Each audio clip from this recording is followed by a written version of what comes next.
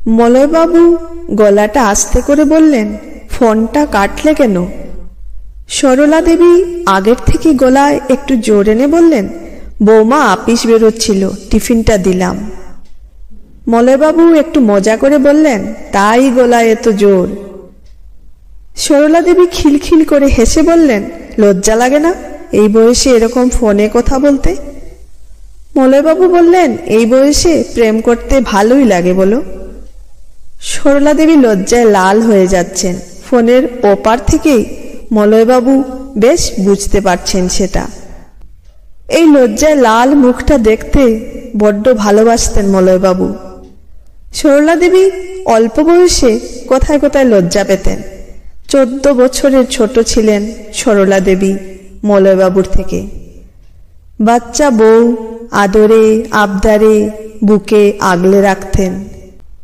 মলয়বাবু খেয়াল করলেন ও পাশে সরলা দেবী চুপ। কি গো, শুনছো? সরলা দেবী বললেন, মলয়বাবু বললেন, চুপ কেন? সরলা দেবী আলতো করে বললেন, রান্না করছি তো, কানে ফোন দিয়েই রান্না করছি। এক্ষুনি দিদিভাই আসবে স্কুল থেকে, এসেই খিদে পেয়ে যায় ওর। একটা দীর্ঘশ্বাস ফেলে মলয়বাবু বললেন, কত খাটনি হয় তোমার না গো? সরলা দেবী গলায় আদর এনে বললেন, তুমি ফোন করলেই সব ক্লান্তি চলে যায়। আর রান্না করতে ভালোই লাগে। আরো ভালো লাগে যখন ওরা খেতে বসে থালা চাটে। আজ 3 দিন হলো বুকে বড্ড ব্যথা, রাতে ঘুষঘুষে জ্বর আসে, কিছু কাজ করতে ইচ্ছে করে না, কিন্তু করতেই হবে। কেউ জোর করেনি, সরলা দেবী নিজের থেকেই করেন। ডালটা নামিয়ে কড়াই বসালেন মাছের ঝোলটা করবেন বলে। এটুকুতেই হাঁপিয়ে যাচ্ছেন, আর কানে চেপে কথাও বলতে পারছেন না। তাই বললেন, শোনো না, ফোনটা রাখি, তুমি ওষুধগুলো ঠিকঠাক খেও। শেষ হওয়ার আগেই ছোট খোকাকে বলো নিজের যত্ন নিও। ফোনটা রেখে চেয়ারে এসে বসে পড়লেন মলয়বাবু। মাস 8 আগে স্ট্রোক হলো। সেই সুযোগ নিয়ে ছেলেগুলো ভাগ করে দিল দুজনকে। একসাথে দুজনকে রাখা সম্ভব নয় ওদের। বড় ছেলের বউ চাকরি করে 8 বছরের মেয়ে আছে, তাই মাকে ওদের চাই। আর বোকা মা সেই আবদার ফেলতে পারেনি। আর ছোটটার সদ্য বিয়ে হয়েছে, তাই বাবা ওখানেই থাক, সুন্দর ব্যবস্থা। এই ছেলেদেরকেই নাকি দুজনে মিলে ভিটে মাটি টাকা শেষ করে মানুষের মতো মানুষ করেছেন। বুকটা ভার হয়ে গেল মলয়বাবুর।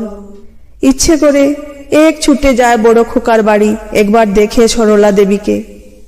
এতটা অসুস্থ ছিলেন মলয়বাবু, তাই জোর করে বলতেও পারেননি যে আমি তোদের মাকে ছাড়া থাকতে পারবো না। আর কোন ভরসায় বলতেন? কি ছিল ওনার জীবনে? যেটুকু সম্বল ছিল ছোট খোকার ইঞ্জিনিয়ারিং এর সময়ই শেষ।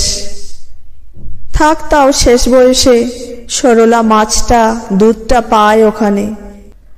বাবা, গরম জল দিয়েছি বাথরুমে। ছোট বৌমার চিৎকারে চেয়ার ধরে উঠে পড়লেন মলয়বাবু। বাবা, তাড়াতাড়ি ঘুম থেকে উঠো, দাদা ফোন করেছিল, মায়ের নাকি শরীর ভালো নেই।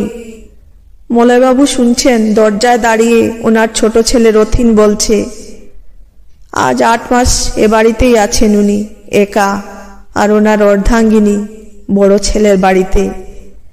এখান থেকে ঘন্টা 3 পথ। বাবা ওঠো, তাড়াতাড়ি বেরোতে হবে।